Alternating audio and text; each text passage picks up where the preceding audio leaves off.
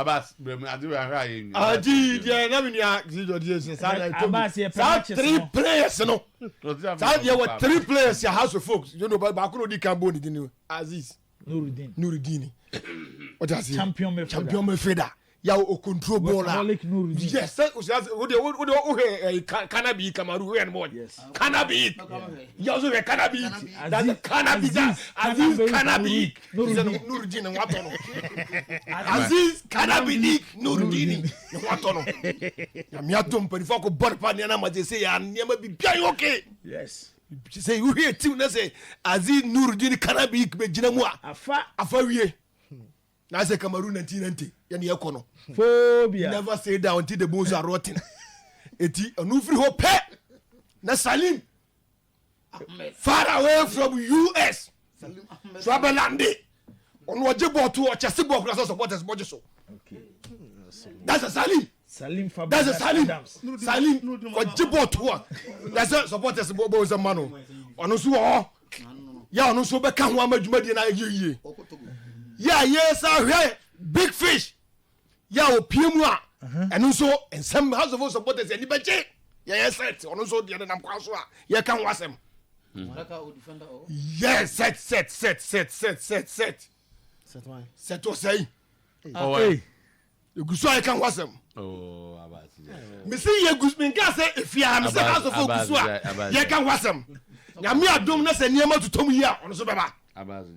So me see ye kan wasem nyame adon nyama tutom ye obeba etia supporters in channel so say the last year 2 year this year man to abiem enyama mpanifo die gugu akwam yenso yenfe support entache team na move samre omo ne nam omo trafe nya ye omo nam kwa no so omo ko edi gaga omo be Togo so omo ko enche omo tura na say ekwan no so de tu atobo traffic o before that be do afe nya convoy ni this ye be wura Togo because kwa dey say cars nam so ade chi cars nam so bari aso so do ani a check house of folk banner yes come and go now we come sani ye ko eti eno ni yes fi ase mo nya correspondent ho because Togo man ko ho a ombusa se fa no ha no de fa ne ma Togo no e man ko a omubusa Ghana certificate na de fa ne ma eti yesre say ye be pause yase anyine no ho na ball e be ball no ho any Champions League do bo Champions League na ebo na omunyo obi no nkasa free omra ni eso supporters ntia bi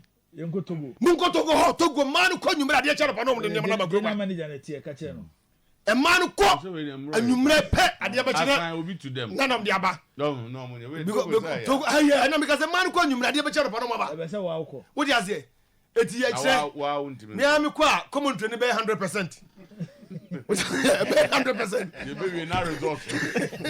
Enti pesa mi anoko. Enti udi amusumo obi. Kwa do be hunu no. Na me de aka ho. Enti ase supporters say obi anya din.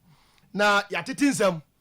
Se de Kotoko yi omutim na supporters ni bi frɛ. Maka ni fi ase. Kotoko squad ndi ehu. So me. Se wo de rega asa high life a nipa tuwa emu ntem. So the regasa now so the best high life for omo to no be huntem that be you huntem with the one the aka adamates you be what call rega no you the high life for you pay emfa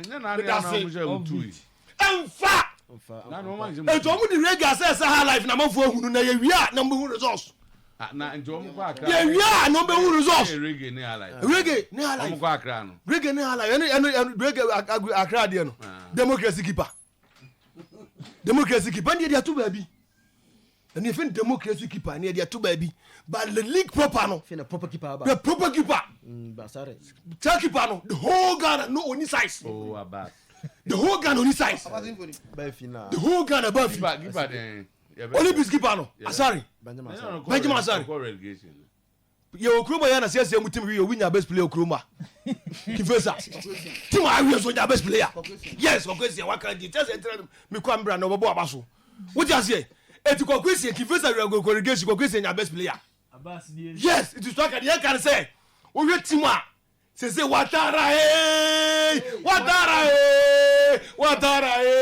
say Togo mari sese has the pure Togo in watara jula wonimka brofo wonimka hausa wonimka ajia wonimka asante wonimka brofo just watara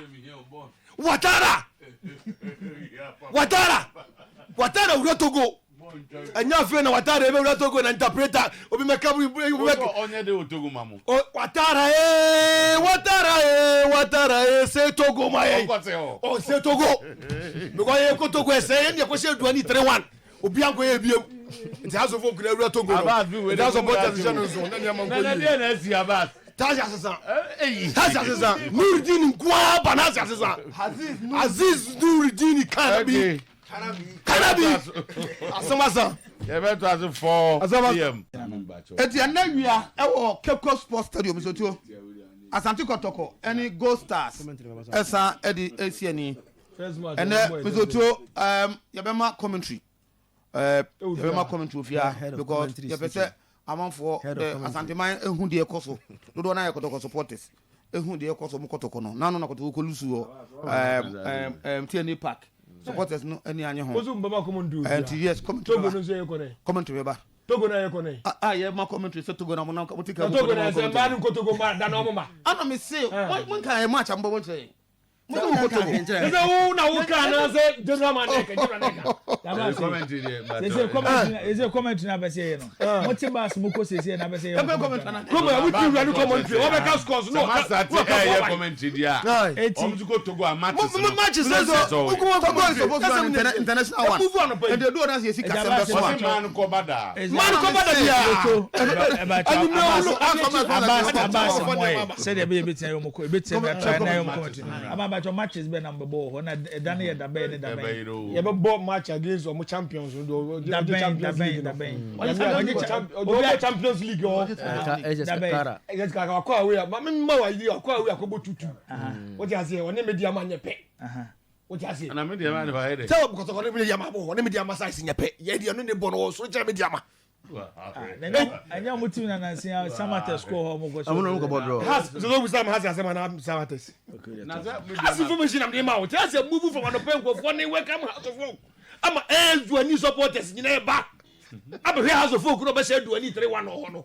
We can was come go so The match foreign player ba na local player ba wan dey date be supporters ni busa. wan dey do me so am ni da betu dwa. Yes, and then the almost expect them on commentary. On promise. 102.7. 102.7. About 3 o'clock on a game no Basso. Now so the only Kotoko want to come back to your winning ways because lose to Takwa Mediama TNA Park. Supporters want to see team no maybe a Sanko level Ekokodu. This year no the hopes no high very high after almost share house of folk in that first game no. The support believes say players no this time around no. Our players are take home to the glory land. You know, so to if I say monitor our movement every match on Bobiano no. Somebody know you bring that commentary to Beba. On Gold Stars, so to they've done some changes in their team. Almost do 12 players, almost replace with 14 players. 12 players gone, 14 players in. Now, so to 14 players no. The good thing is that I think 10 of them are players I won't pick on from lower divisions. It be from Carlis Academy, yes. It be free as a camp, and so on and so forth. These are players put together. So Coach Mpomanso is merging those young players, no, to that of old ones, no. Now when you're the best out of them. So this friendly match promises to be a high-profile one. Absolutely, to the Bebre among potential. House of Folk on the way to Togo. The BCU Togo, no. Your reporters. The reporter. If you are a sports, so only can foreign sports. Yenny go foreign, go foreign. When you can get it. If you are Papa is a foreign sport, wonderful, yeah, over foreign one year. I think it's good that finally no share squad now has they call Togo now. I'm happy to see Nurudeen Abdulaziz finally fit. What join the team, you know. So one area has supporters, no. Producer, sorry, producer ama so nim producer producer producer say on the issue of tickets receipts no or say public expenditures are very difficult to be audited in the media there are public agencies to audit the transaction. At that point, receipts will be demanded. Okay, that's exactly what I'm looking at. It is on record that many GBC staff who were involved in the production and the live tiger were not adequately paid. This is the subject matter of impending workers' agitation. It's what a receipt when they demand. Go ahead and third party. I said, "Omade Ben in demand." Also, with the So question here, Busa. Oh, says a bio case. Obi case.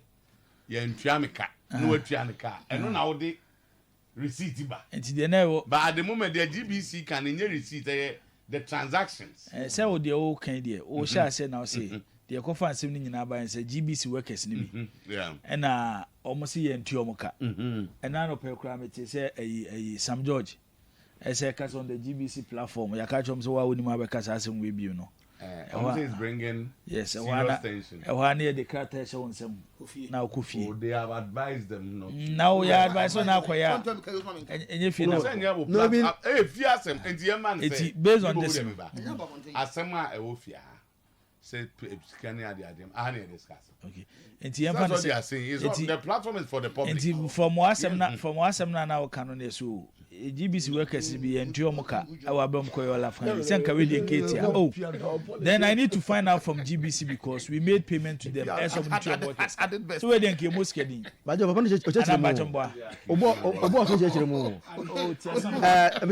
say, bring him to order. What do you say? Off record. Well, off record. The director was explaining, say, dear almost yen to Omaka. I got to go when quickly. On watch it, but watch it, say, the Omanji, Omu complaining, no, though, yeah, and never own your time. Or say, the almost yen to Omakano. A guys that you buy no money for it. Or say the agreement was that every payment was going to be done at the our Ford one. And he say, "Omo ye accountant, you know, omo can go forward." What to move? Okay. Auditor, yes. Omo go and you know, your buffet no unwa. Unsanka musika. Na se wa One be ejuma.